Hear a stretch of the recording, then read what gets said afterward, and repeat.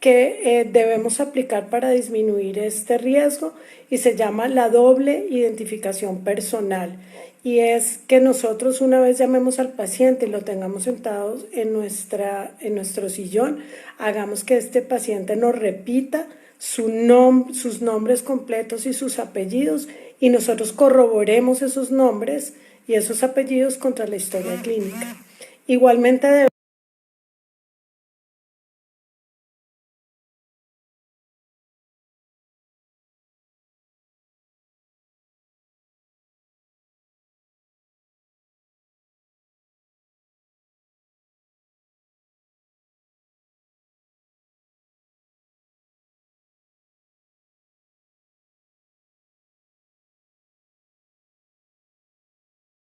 debemos verificar esto contra los órdenes de remisión que hagamos, que se vaya con el nombre y el apellido correcto del paciente.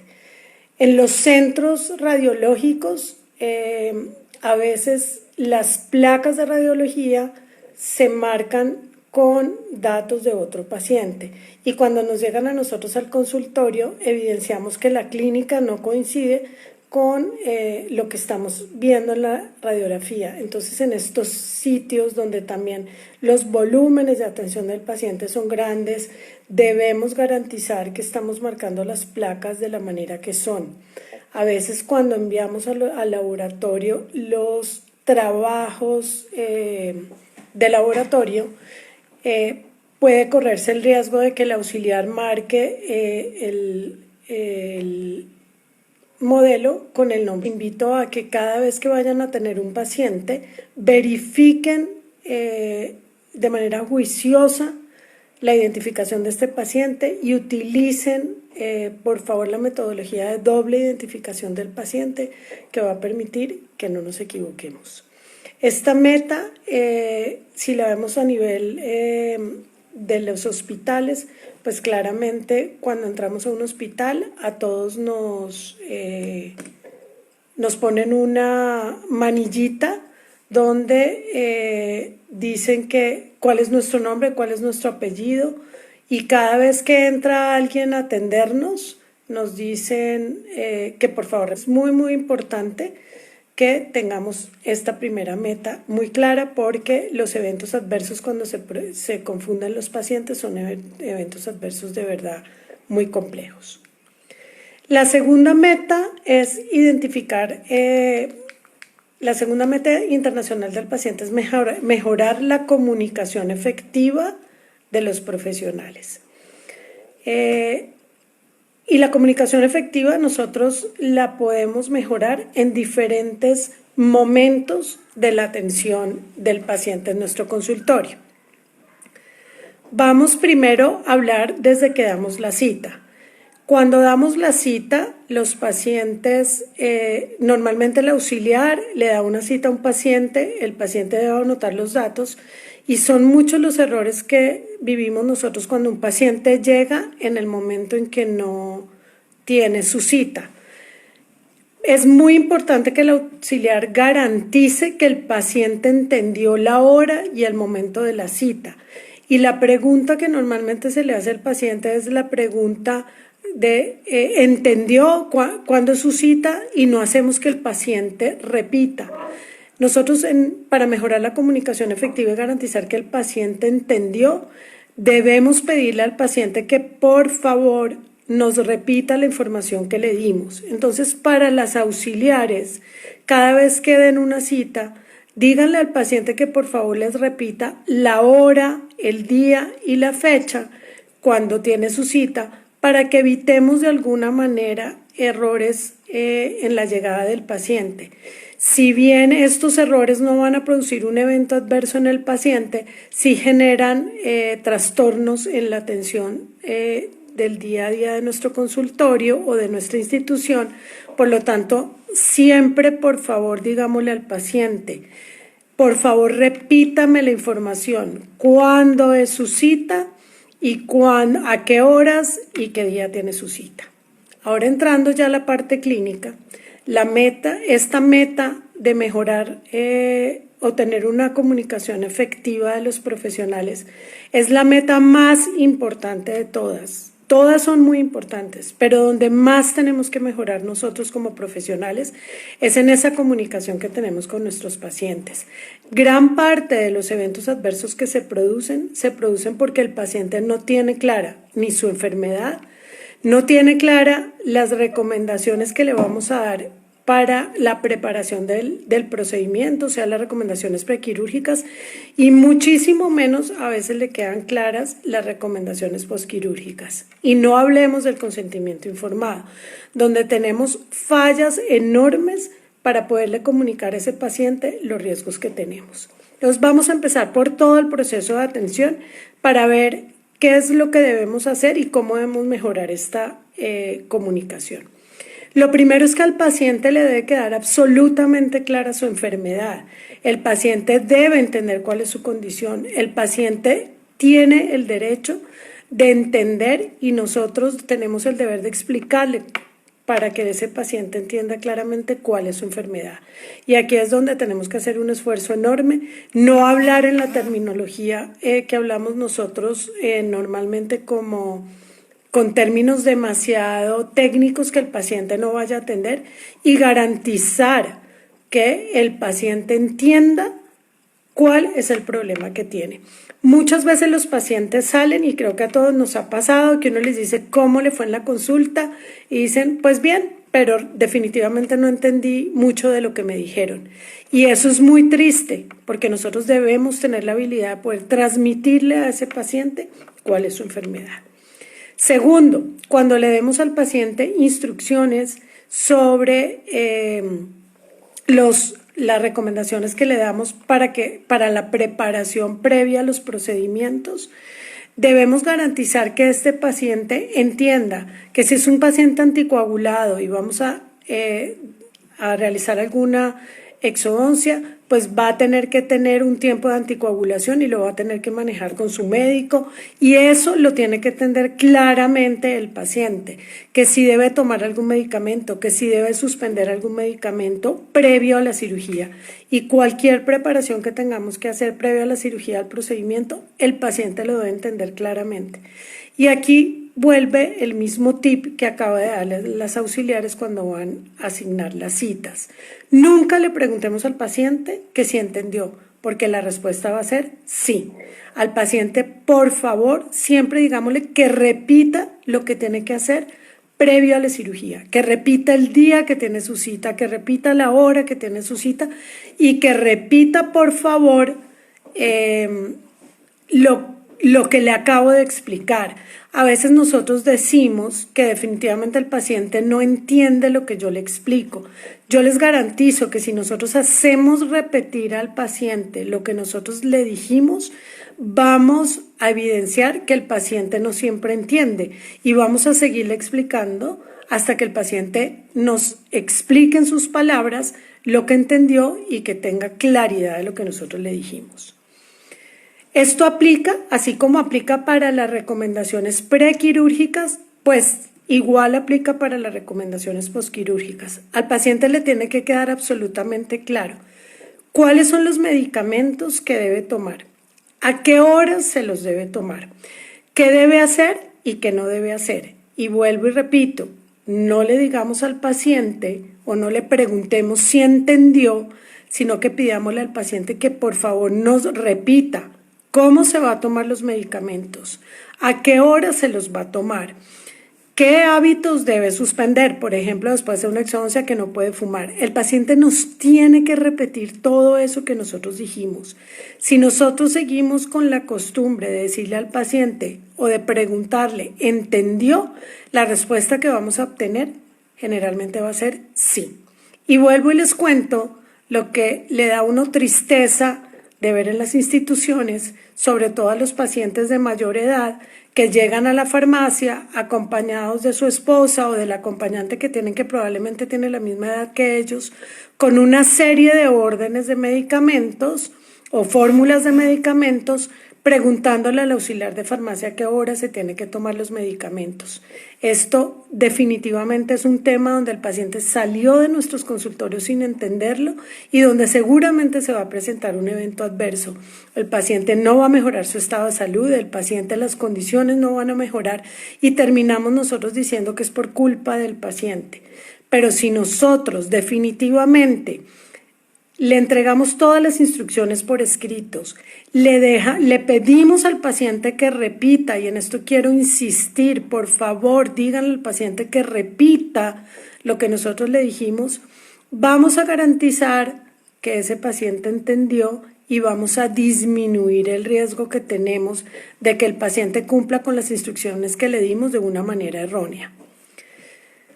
Entonces, lo más importante que nos pide este programa de seguridad del paciente es garantizar que el paciente entiende, y la manera como podemos garantizar que el paciente entendió es que por favor nos repita lo que nosotros le dijimos, no le hagamos la pregunta, y qué pena ser tan reiterativa en el tema, pero es como cuando uno quiere que los hijos le expliquen cómo le fue en el colegio.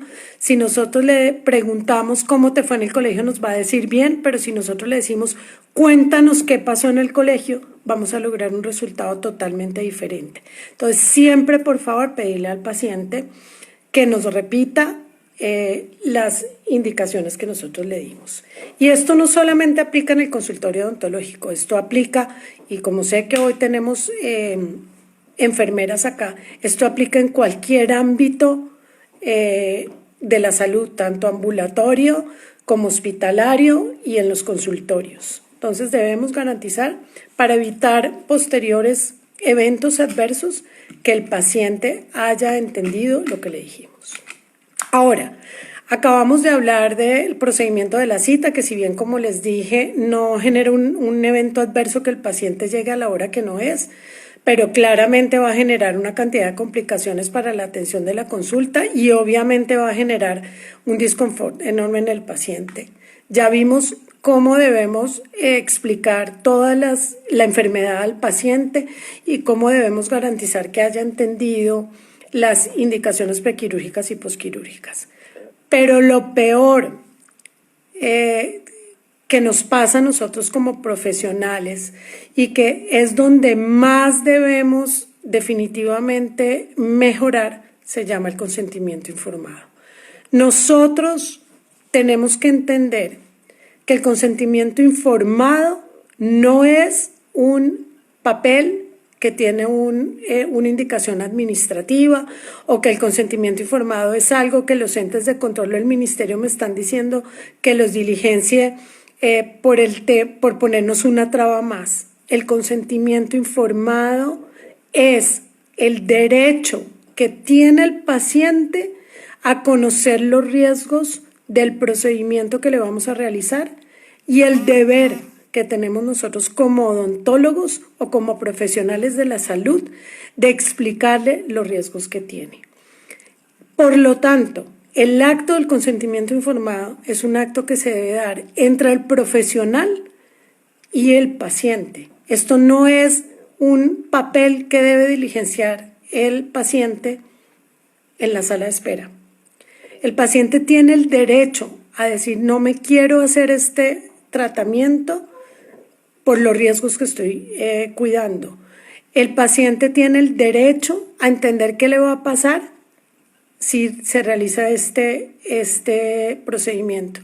Y nosotros como profesionales tenemos el deber de explicárselo. Y cuando vayamos a diligenciar el consentimiento informado y cuando se lo pasemos al auxiliar para que le haga diligenciar ese consentimiento al paciente en la sala de espera, cuando le diga que por favor lo lea y que si no entiende algo le pregunte al profesional, antes de tomar esta decisión, pensemos si a nosotros nos gustaría que el día que nos vayan a hacer un procedimiento, quien nos explicara fuera el personal auxiliar y no el profesional de la salud. Tenemos el derecho como pacientes a que nos expliquen los riesgos, y tenemos el deber como profesionales de explicarle al paciente los riesgos que tiene. Si nosotros seguimos viendo el consentimiento informado como un acto netamente administrativo, les garantizo que vamos a tener muchos problemas como los eventos adversos, porque si el paciente no leyó sus riesgos claros y no le quedaron claros, seguramente vamos a tener eventos adversos y seguramente vamos a tener temas en los que probablemente vamos a tener, en algunos casos, unos problemas jurídicos que sería lo último que quisiéramos tener todos.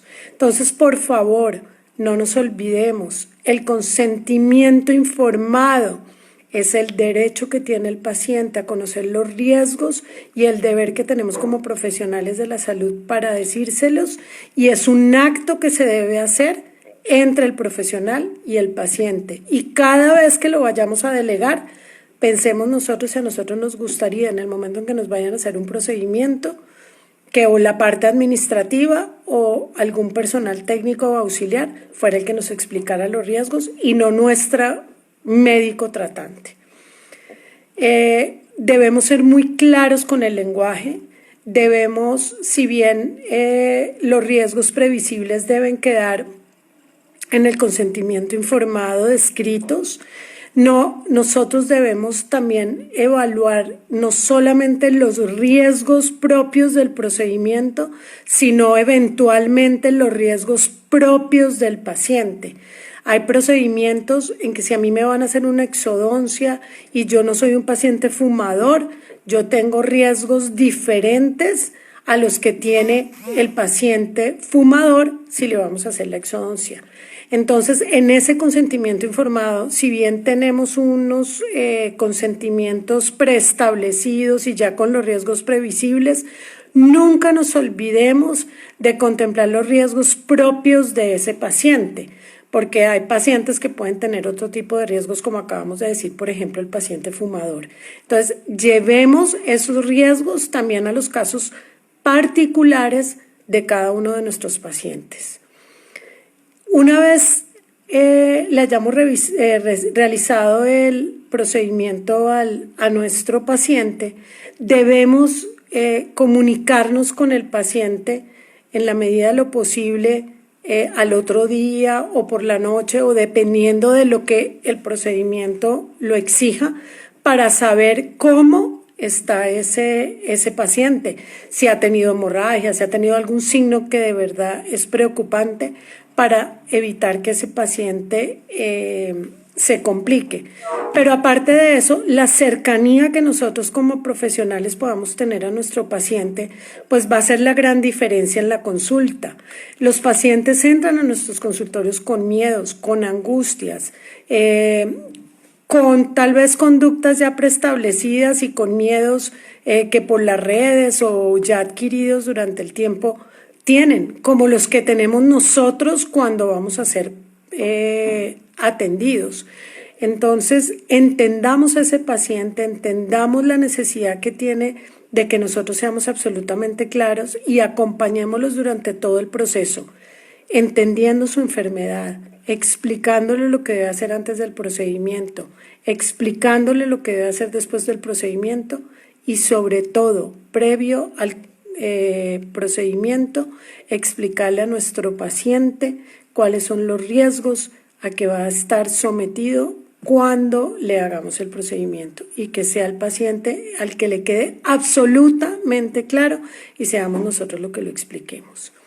Si nosotros nos acercamos a nuestros pacientes y somos así de claros, seguramente nosotros vamos a tener mucho éxito en nuestra consulta, porque lo que nosotros como pacientes buscamos y pensamos en nosotros es ese médico que me explique, que me entienda, que me maneje mis miedos, que para mí quede todo absolutamente claro, y eso hace la gran diferencia. No nos olvidemos que en el consentimiento informado debemos siempre incluir condiciones específicas de los pacientes. Una paciente que esté utilizando bifosfonatos, por ejemplo, tiene un riesgo totalmente diferente y probablemente no le vamos a poder hacer los mismos procedimientos que a otro paciente. Entonces, siempre tengamos en cuenta los riesgos de las enfermedades. de medicamentos que está tomando el paciente. ¿Y eso a qué nos lleva? A que debemos tener y hacer una historia clínica muy bien hecha, una historia clínica que para nosotros va a ser un elemento fundamental para poder planear nuestro tratamiento, un elemento fundamental para poder garantizar la seguridad del paciente, pero entendamos que si tenemos una muy buena historia clínica, los riesgos para nuestros pacientes van a ser menores y vamos a poder particularizar el riesgo de cada uno de nuestros pacientes y de esta manera poder hacer unos consentimientos informados particularizando ciertas condiciones de los pacientes. Como ven, tenemos mucho trabajo en mejorar nuestra comunicación con los pacientes. Creo que es el esfuerzo más grande que debemos hacer. No dejemos que el día a día, que la presión de que afuera del consultorio tenemos más pacientes, le quite el tiempo necesario que cada uno de los pacientes tiene derecho a entender su enfermedad, a entender los riesgos y a entender todo lo que va a pasar cuando le realicemos esos procedimientos. Esto también hace que humanicemos mucho más los servicios y esto hace que cada vez más ese paciente confíe en nosotros y que nosotros pongamos en un menor riesgo a ese paciente en nuestro consultorio. Y el paciente tiene la total potestad de renunciar al tratamiento que le vamos a hacer si considera que los riesgos que va a tener son riesgos que él no quiere asumir. Entonces, los invito a que a partir de el momento en que puedan aplicarlo, garanticemos estas dos primeras metas internacionales de seguridad del paciente, que son la correcta identificación del paciente y mejorar la comunicación efectiva de los profesionales con nuestros pacientes. La próxima sesión la vamos a dedicar a las siguientes metas, que son la seguridad, mejorar la seguridad de los medicamentos y la siguiente meta, que es garantizar las cirugías en el lugar correcto. Probablemente, si el tiempo nos alcanza, la siguiente, analizamos el riesgo de caídas, que es la sexta meta internacional, y quedaríamos con pendiente para la siguiente sesión el tema del control de las infecciones asociadas a la atención en salud. Los invito nuevamente a que sigamos leyendo este tema, a que miremos lo importante que es la seguridad del paciente en nuestro consultorio, a que volvamos conscientes los riesgos que tenemos en cada una de las atenciones de nuestros pacientes, a que no porque nosotros tengamos mucha experiencia, digamos que no corremos riesgos y que nunca nos ha pasado nada en nuestro consultorio. Siempre, por favor, tengamos en mente los riesgos y, como les decía la charla pasada, pensemos en que nosotros somos humanos y errar es humano. Y nuevamente los invito a que leamos todo lo que podamos de seguridad del paciente, a que no solamente para ser buenos profesionales necesitamos hacer la mejor rehabilitación, necesitamos hacer la mejor endodoncia, no, necesitamos pensar en ese paciente y necesitamos darle un entorno seguro en nuestros consultorios para garantizar que estamos minimizando el riesgo de que los pacientes sufran un evento adverso en nuestro consultorio.